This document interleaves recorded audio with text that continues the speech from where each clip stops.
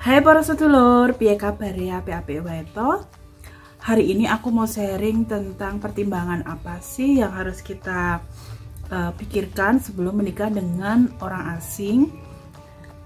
Karena suamiku orang Amerika, jadi aku akan bicara tentang pertimbangan apa yang harus aku lakukan sebelum menikah dengan warga negara Amerika. Karena kemarin itu ada beberapa pertanyaan yang masuk ke WA maupun ke Instagram aku. Jadi aku akan uraikan di YouTube ini. Oke. Jadi sebelum kita menikah itu terutama dengan warga negara asing itu yang harus diperhatikan adalah pertama, yaitu tentang harus mengetahui satu dengan yang lain, terutama mengetahui tentang masa lalu. Kenapa? Bukan berarti saya itu kan maunya melihat masa depan gitu kan, nggak mau memikirkan masa lalu. Betul, cuman yang namanya masa lalu itu minimal, karena kita itu kan long distance relationship, jadi minimal kita tahu nih orangnya seperti apa gitu loh. Nah itu sehingga masa lalu itu dijadikan sebagai pembelajaran untuk kedepannya. Karena apa? Dengan masa lalu itu kan kita bisa gali pertanyaan-pertanyaan kepada dia gitu kan. Nah, kalau untuk mengetahui masa lalu itu macam-macam, bisa lewat sosmed, di Facebook, Twitter, Instagram. Kalian bisa kepoin tuh kira-kira orangnya tipikalnya semacam apa gitu. Meskipun tidak 100% apa yang ditampilkan di sosmed itu sebenar-benarnya gitu kan. Cuman dengan adanya postingan di sosmed seperti itu, kita sedikit banyak mengetahui lah tentang dia gitu. Jadi itu bisa menjadi source atau sumber pertanyaan yang kalian akan lontarkan gitu. Nah itu. Kemudian ketahui dia, kemudian kalian tuh harus ketemu dulu. Jangan sampai belum pernah ketemu langsung mau nikah gitu loh, karena ini kan jaraknya jauh ya kan. Kecuali kalau di Indonesia kalian bisa kirim temen atau siapapun, di sana juga bisa, cuman kan agak susah juga gitu kan. Kalau di Indonesia kalian bisa selidiki gitu kan, ini kan jauh ya, jadi kan agak susah gitu kan. Nah saran saya itu harus ketemu dulu. Kenapa? Karena gini, setelah menikah itu ada prosesnya. Setelah menikah itu ada proses, kita ngikut suami itu ada proses namanya visa. Di Amerika itu ada dua, CR1 visa atau K1 visa. Kalian mau yang mana gitu. Nah K1 visa itu kita menikah di Amerika kan. Nah itu disyaratkan, itu mutlak disyaratkan harus pernah ketemu minimal sekali. Nah lalu CR1 visa itu kalian saya sarankan juga harus ketemu. Jangan sampai dia datang ke Indonesia ketemu langsung menikah. Kenapa? Alasannya begini. Contoh nih, karena kemarin tuh ada kasus, jadi dua orang ini udah menikah, ternyata setelah menikah mau mengurus ke visa itu ada syarat-syarat yang tidak bisa dipenuhi gitu loh. Jadi contohnya seperti ini ya, si pacar kadang tuh gini, ada kemarin tuh yang bilang, Mbak saya tuh mau menikah dengan pacar saya gitu kan. Oh ya alhamdulillah gitu kan, namanya juga orang mau menikah, kita kan alhamdulillah ibadah gitu kan.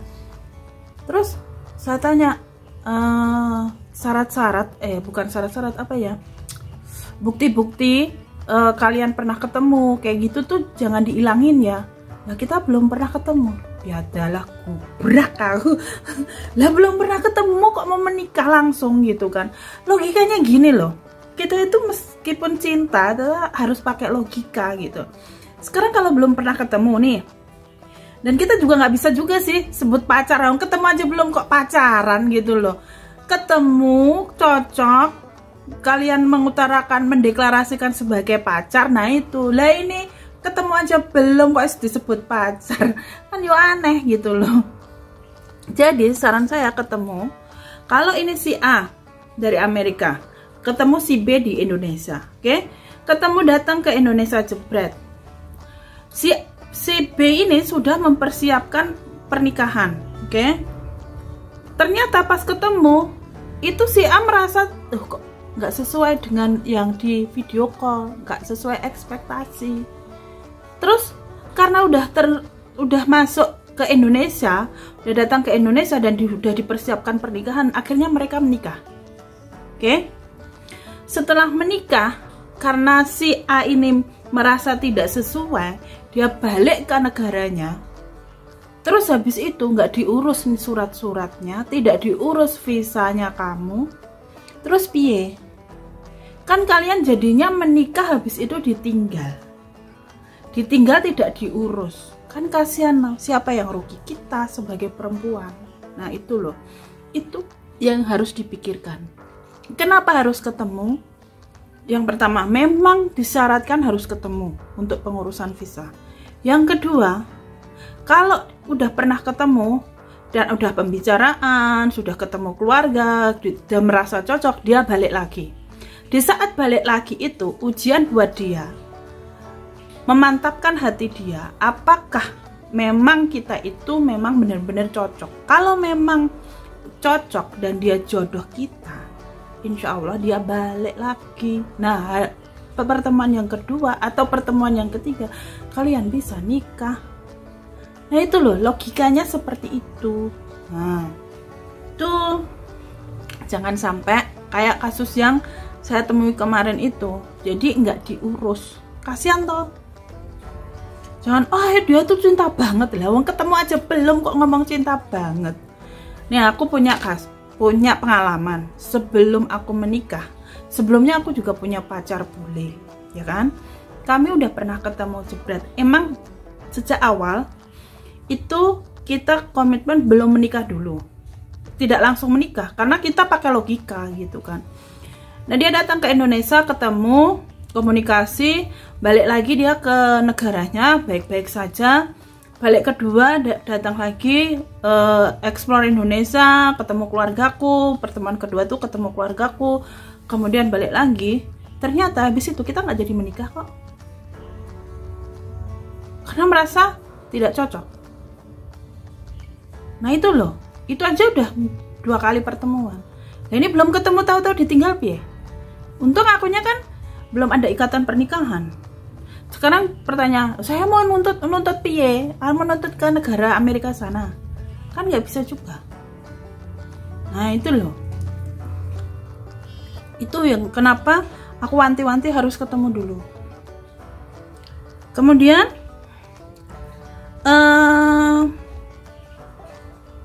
kalau pasangan kalian itu adalah divorce, itu tanyain juga, kalau memang dia itu serius sama kita, dia akan terbuka, kasih informasi tentang dia itu siapa gitu kan. Kalau suamiku dulu itu sejak awal pertama kali, saya agak surprise juga sih sebenarnya. Dia kasih semua informasi tentang dia, file-file yang dia punya dikasihkan ke aku. Jadi aku bisa baca history dia itu seperti apa gitu. Nah kalau pasangan kalian itu divorce, itu kan punya surat divorce. Nah itu nanti kalian bisa minta gitu loh. Tapi ya mintanya baik-baik, jangan surat divorcemu mana ya, jangan kayak gitu ya, pakai how to say-nya itu yang bagus lah gitu loh. Nah itu. Jadi kalau di surat divorce itu ada kenapa divorce gitu kan. Umpamanya KDRT kayak apa kayak gitu kan. Nah itu perlu dipertimbangkan. Kalau KDRT pikir ulang deh gitu kan, karena kalau KDRT itu terkadang terulang ya. Nah itu loh, karena aku ada beberapa temen yang seperti itu, di KDRT-in suaminya. Terus yang kedua adalah finansial. Finansial ini bukan berarti kita matre, bukan. Finansial ini perlu dipikirkan karena apa? Nikah dengan warga negara asing itu juga butuh finansial yang besar. Menikah, contoh, ini biayanya ya. Kita menikahnya di Indonesia, kita butuh biaya dong, kan gitu. Oke, nanti ini yuk dibantu keluarga, dibantu orang tua ya udah terserah lah gitu kan. Oke. Terus habis itu kan ada pengurusan visa. Pengurusan visa itu kemarin aku itu berapa ya? 535 US dollar. Oke. Kalau kalian urus itu 535 US dollar. Pak, kalau pakai pengacara itu karena aku sama suami itu pakai pengacara itu biayanya sekitar 1.800 apa 1.700 ya, aku lupa. Ya spare lah 2000 US dollar. Tuh. Itu biayanya, kan? Terus belum nanti medical check up. Belum nanti ngurusin green card dan lain sebagainya. Belum nanti kalau di sana nggak suami tidak tinggal di kota besar, umpamanya tinggalnya di kayak kabupaten gitu, harus punya transportasi, kan harus beli mobil, ya kan? Itu biayanya. Belum lagi dia ke sini itu kan tiket pesawat, hotel, itu harus dipikirkan juga. Jangan sampai kayak kemarin ada yang Mbak dia ke sini yang biayai saya, badalah. Kipiye. Lah dia untuk membiayai datang ke sini aja nggak mampu gitu loh. Lah terus nanti kita itu diurusin nggak visanya gitu loh. Jangan sampai finansial ini menjadi masalah di kemudian hari. Setelah kita dinikahi ternyata finansial dia tidak cukup. Kenapa? Karena untuk membawa kita ke Amerika itu ada minimal income. Namanya apa ya kemarin itu? Income requirement dari USCIS itu ada. Minimal income kalau single dalam satu rumah ada 2 orang itu minimal income-nya kalau nggak salah 300 juta per tahun. Kalau di per bulan itu berarti 25-an juta per bulan. Kalau dikurskan ke rupiah. Itu kalau di dalam rumah dia itu 2 orang. Kalau dia punya anak atau kalian punya anak, berarti lebih besar lagi. Nah itu harus dikomunikasikan. Berapa biayanya itu nanti bisa dicek di USCIS, websitenya USCIS, oke? Nah itu harus dipikirkan. Jangan sampai setelah menikah kalian tidak diurus karena ternyata gajinya tidak cukup. Gaji tidak cukup tuh sebenarnya ada mekanisme lain, yaitu joint sponsor. Umpamanya gaji dia tidak cukup, dia bisa joint sponsor sama siapa? Sama orang tuanya kayak, atau sama keluarganya kalau nggak salah. Nah pastikan juga keluarganya mau nggak joint sponsor, orang tuanya mau nggak joint sponsor. Ya kalau orang tuanya masih, kalau udah meninggal. Ya kalau punya keluarga, kalau dia anak tunggal, nah itu yang harus dibicarakan. Bukan menakut-nakuti, tapi dibicarakan. Itu harus dibicarakan awal, oke? Itu. Kalau suamiku waktu itu kemarin itu aku juga agak surprise waktu dia tunjukin, ini loh gajiku. Kenapa kamu tunjukin gaji? Karena untuk membawa kamu ke Amerika, aku harus minimal gajinya seperti ini dari pemerintah Amerika gitu. Oh, aku ngehnya di situ juga. Aku tahu informasi juga dari suamiku.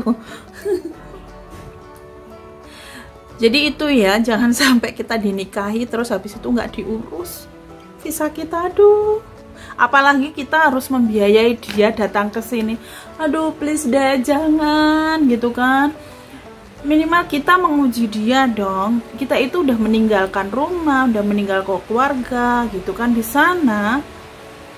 Dia nggak ada responsibility-nya, aduh lah piye gitu loh. Nah itu nanti kalian bicarakan tentang finansial. Terus yang ketiga adalah, ini ada hubungannya dengan keempat. Jadi untuk menikah dengan orang asing itu waktu pengurusan visa kalian harus siap, karena waktu pengurusan visanya itu panjang. Kalau CR1 visa itu sebelum pandemi itu 6 bulan sampai 2 tahun. Nah kalau pandemi itu akan lebih lama lagi. Contoh, aku mengirim CR1 mengirim aplikasi apply CR1 visa, dari kirim sampai dapat info bahwa mereka terima itu 7 minggu. 7 minggu. Habis itu masih dicek dan lain sebagainya, nanti prosesnya masih panjang gitu loh. Nah, karena pengurusannya ini lama, jadi itu juga harus dibicarakan. Maksudnya mau nggak nunggu dalam waktu lama gitu, ya kan? Jangan sampai karena nunggu kelamaan terus akhirnya bosen terus bubar di jalan gitu. Nah, itu harus ada komitmen. Kemudian yang keempat, ada hubungannya yang ketiga, yaitu kesabaran. Harus sabar karena kan nunggunya lama nih, jadi benar-benar harus sabar. Jangan terlalu demanding, terlalu nge-push dia. Kamu cek dong, kamu cek ini prosesnya sampai di mana, jangan. Karena itu emang butuh kesabaran. Mereka udah profesional kok. USCIS itu nanti kerjanya itu udah terstruktur gitu loh, ada mekanisme tersendiri gitu. Jadi benar-benar harus sabar. Kalau nggak sabar ya bubar di jalan.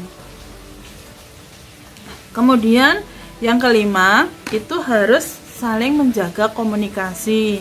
Artinya komunikasi ini kan penting karena LDR ya, kalian tahulah kalau LDR sebelum menikah sama LDR setelah menikah yang aku rasakan itu berbeda. Kalau LDR sebelum menikah sih nothing tulus, setelah menikah ya ada tanggung jawabnya gitu loh.